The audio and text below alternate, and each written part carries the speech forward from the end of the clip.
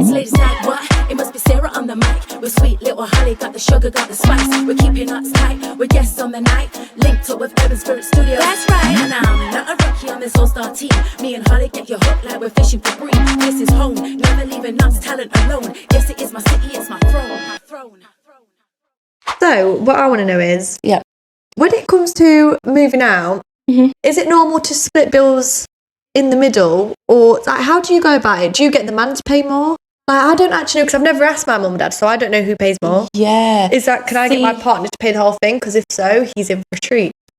I know. Right, again, I don't know how it works in other people's households, but my man kind of pays for everything. You've got a good man. I know. You've got a good man. I know. I've been well kept. Yeah. Well kept. But I must say, when it comes to like holidays and things like that, there's times when he won't go on holidays because he'll just be like, he's working. So I'll go on holiday with the kids and I'll pay for that. So I kind of pay for like the fun kind of stuff.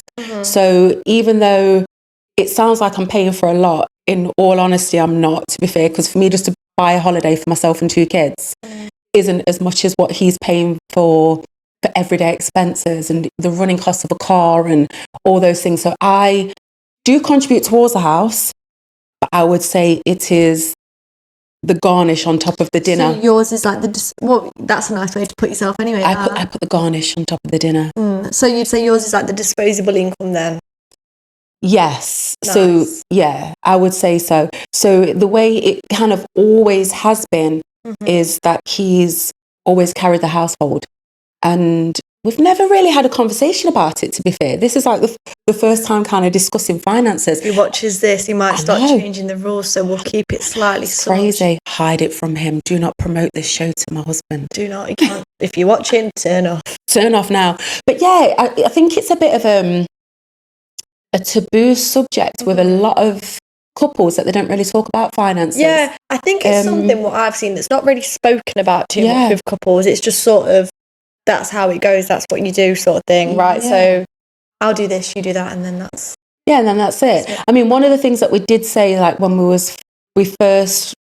before we got married, was that we wanted to have our own separate accounts and stuff like that. Yeah. So it's sort of like your money is yours, mine is mine, but then we still contribute into like one between us at the same time. But yeah, it's always basically been him. He pays for everything. Because, not to be the bearer of bad news, but I know someone now who their parents are going for a divorce. Yeah. And now it's the whole thing of how do you split that money up? So they're having so many arguments and stuff because it's like whose money is whose money? The house as well. Yeah. Where's that going? And because they never had them lines. So how do you know that that's going to be the best decision? Myself, I mean, I've been with my husband for like 28 years now. So yeah, I feel like we've already done a life sentence, so we're just going to keep it moving. Keep going. God, that sounds promising, doesn't it? Well, that's what they're saying. How long's prison sentence? It's like 25 to 30 years or something. Done a life sentence. So do you know what I mean? So for us, when it comes to those sort of things, I mean, I don't foresee those sort of things happening anyway in the future, but it's something where I think you both should be financially stable enough to support yourselves. Because I have seen that a lot of the time with family dynamics when one of them gives up maybe working and the other person is supporting. Not to say that's a wrong thing, because obviously then when they split, that man or that woman couldn't have got where they was without the backing of that other person. Yeah, definitely. So obviously, if I was a stay-at-home mum and I was constantly at home and my husband was at work all the time and then we split, he wouldn't have got to that position without me being at home looking after the kids. We had a family together, we raised. So I think they should have some sort of amicable breakdown of, do you know what, this is what you can get as well with regards to like a divorce. Yeah. I don't think it should start turning into a selfish thing. Well, I earned this and I did this and I did that. Well, it does half the time, because it's nasty, doesn't it? You've divorced for a reason. You obviously don't like that person. Yeah. And depending on how you've divorced, if he's cheated on you, so I'm taking every single bit of that money and I'm running off with it, and you're having not a penny, and you're going to be on the streets. Really? No. See, for me, no, I think it should just be fair. Yeah. And I am that kind of person anyway, regardless of whether you hate me or I hate you, or I don't think I could, to be honest, I don't feel like I can hate anyone. Someone has to do something deep. I can't imagine you hating deep. anyone. Yeah, you'd have to do something deep to me for me to really want to hate you and hold that sort of a grudge. But yeah, I think it should be fair, because there's no price on somebody staying at home. really, because a lot of the time my husband, he stays at home with the kids and he homeschools, and that is, what price can you put on that? Yeah, that's true. Do you know what I mean? You can't put a price on love and care, and when someone does it so like purely. Yeah, and like the nurturing that you have to put into that. And teachers, I mean, I don't know how much teachers get paid per year, but my husband gets paid nothing to teach our kids. Yeah. You know, so let's say I was super successful and I made millions, and then we, for whatever reason, had a breakdown in our marriage, and then he was like, well, I want half of your money. I don't think it will be wrong, and you can hold me to this. I don't think it will be wrong for me to go, do you know what? I want to have been where you was without looking after the kids. God, because you're so selfless. Well, not You're really. a better woman than I am. I just think it's fair. I think treat people how you'd like to be treated. And to be honest, if it was on the other foot and he was super successful and he was making millions and I was looking after the kids, I'd kind of expect the same. So do you believe in karma then?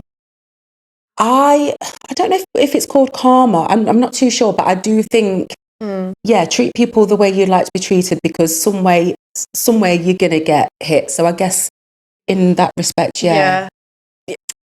But if you really hated this person, they've put you through hell. How that would hurt me to be like, all right, have half my money. I would be a little bit like, no, you don't deserve anything. You've ruined my life. You've upset me. You've done this. If you think I'm going to give you half my money, you can think again, sunshine. And again, I guess it depends on the circumstances, but I feel it's easier just to go, my hands are clean of you. It's very mature of you to do that as well. I just feel like, it possibly is, and I feel it's something mentally for me to hold a grudge and hate somebody so deeply. That's not affecting them. It's affecting me more than it's going to affect them. Do you know what I mean? Because I'm holding on to such hate. It's like a therapy session. I know it is. It's crazy. I feel like a better woman. Therapy sessions with Sarah. Yeah, God. Tune in. You need to start paying this woman for your therapy. Little Zoom calls. God, she'll do you wonders. But yeah, that's just how I feel about it. So it's, I won't say 50-50 on certain things. It just depends on circumstances. Like you and your partner, let's say he was earning more than you. I think it makes more sense for him to spend. If he was earning 70% more than you, then he should put more into the pot than you would. Yeah. So I think that sounds quite nice to earn less and put less in. Because like say you're earning more than him, and he's earning less, you shouldn't resent him because you're having to pay more of the bills. Do you know what I mean? I'm talking for other people, not. But I do feel like sometimes as women we do. Yeah. It's like we expect the man to pay it all, to be fair. It's like what you've grown up with, what you've seen and everything. And it's the same way how they expect, because we're hypocrites, really. Because we're sat here like, God, you expect us to do the cleaning and you just go home and like do bugger all. But we want him to pay all the bills. Well, then put more money in, please. Yeah, and I think maybe that's why it works so well with me and my husband. I'm not going to complain about him not doing the dusting because, to be fair, I'm kept. Yeah, he paid for the duster, so you'll do the dusting. He paid for the duster and the polish. Yeah, so fair enough, I'll dust. Yeah, so it's just one of those. And I think it just helps when you know your strengths and your weaknesses as well. So... Well... Going back to like who pays and stuff, when I was at uni, and I just want to know a little bit of advice on this, because when I asked people if this was right and they like persuaded me to do this, it was like, why would you not do that? And I want to know your opinion on it. So I was with my boyfriend for 2 years while I was at uni, my last 2 years, and he basically lived with me. Essentially, he did live with me for them 2 years, and it was me paying for all the bills and stuff, and he would help, he would do food as well, but I would do food as well, and we were doing it equal in that sense, but I would pay for all the bills, pay for everything, but he would obviously help in like if we needed food for the night sort of thing. So then, God, it must have been about a good year in, I started thinking about it. I was like, I'm not doing well for money, I'm not. And I thought, hold on a minute, I'm paying for everything here. And I know I had like a loan and stuff, but still I've got to pay that back. That's my money. And I was telling people, like my friends and stuff, they was like, what, you don't pay? God, that's not right. Holly needs to pay his living. He's got a roof over his head. So then I felt really bad because I was like, right, sunshine, I think you're going to have to start paying a bit here. So I charged him board. I did. I charged him board. So he was living with you full time? Or was he still at full time. No, full time living with me, and it was only like the 3 times in my final year at the end where I actually charged him, because it was only actually 3 times, but I did charge him, and if I'd have clocked on earlier, I would have. I would have. I think.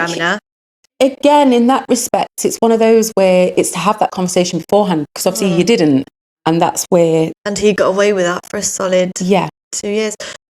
I just think because you forget, because you're at uni and you're sort of being, you're given some money, not all of it to cover the whole thing. You do have to pay for it yourself, and you sort of think, oh no, this is my place. Like I'm a uni student. He's not. He's just living with me, and then you forget. Oh God, I've got to adult soon. He's got to pay. Like this is normal for him to pay. Like definitely. I started charging him board. I felt like his mum. I was like, Tuesday came. I was like, right. Transfer your board. I was like telling him all day, have you transferred your board yet? It's only fair because again, like if it was like free accommodation, then it's something that's a little bit different. Yeah. But do you think that if you're both using the resources and it literally is 100% of the time, then if he's got the capacity to do so, then he should contribute something. Yeah, you've got to prepare for the future. Yeah, it's real life. Start paying, so you can't just have a roof over your head for free. Who gets a roof over their head Because for free? if you was to move out now, when you get your own house and you're paying out, I don't know, let's say minimum 1,000 for the month, and he decides, well, he's going to live with you, but he's paying nothing. Oh, he wouldn't do that anyway. But you know what I mean? You would say straight away then. I think probably where the lines were blurred was the fact that you was at uni. Yeah, so I just sort of I forgot. You saw it as free. Paying for it. Yeah. Even though it wasn't, because your loan doesn't cover the whole thing. You have to pay. And if some parents help with their kids, whereas I told my mum and dad, and they're very realistic anyway. They didn't do it because they didn't love me or because they're not good parents, because they are very good parents. But they just think, no, you're grown up now. You have to. This is your life. Go pay for yourself. Like get a job. Yeah, 100%. And I think the parents that pay for everything for their kids at uni, like send them money each week and stuff, and I think, how are they ever going to get a job and like come to realise that life's hard? Yeah, they've been very mothered. Yeah, like pampered, babied, kind of sheltered as well. So I do think it's nice to be able to be in a position, if you can afford to do that for your kids, but then it could be to the detriment to your children. Yeah, even if I could afford to, I would not. No. Even if I was a millionaire, I'd be like, right, 16, get a job. And I'll treat you to nice things, but you've got to realise that you've got to work for it. You have to work for it. You have to create your own path in life. I'd be exactly the same. Yeah, and it gives me the ick a little bit actually when you see it so like uni like boys and girls, and like they've got rich parents and they're paying for everything and they're giving them an allowance and they've never worked a day in their life through uni. How do you get through uni without a job, for one? Yeah, I think it's hard for people as well because because you're so used to being given something when it comes to actual real life. Because I see like how you're a proper hardcore worker and you've got the ethics. Whereas some people, they just kind of think that everything's handed to them. Yeah. And that's because they have been pampered so much, and that's not their fault, and that does comes with, I guess, a bit of soft parenting. Yeah, and like, you need to just be a little bit tougher sometimes, I think. 1000%. I saw people that I was like friends with, like just at uni, and they would go to Urban Outfitters. Never worked. Like they live in a posh area, so your maintenance zone is nothing. Who's paying for this? Your mum and dad paying for this. Yeah. Going to Urban Outfitters, doing a shopping spree, and I'm like, how did you even get the money to do that? Because you can't even afford your rent with your loan. Yeah. You're from like that's also not fair, because just because you're from London or something, as per se, you shouldn't get. But that's a whole different. That's story. A different debate. That's a different debate that we can't bother to go into. Yeah. But I just think, just put your work boots on and get grafting, man. 100%. Definitely. I'm down with that.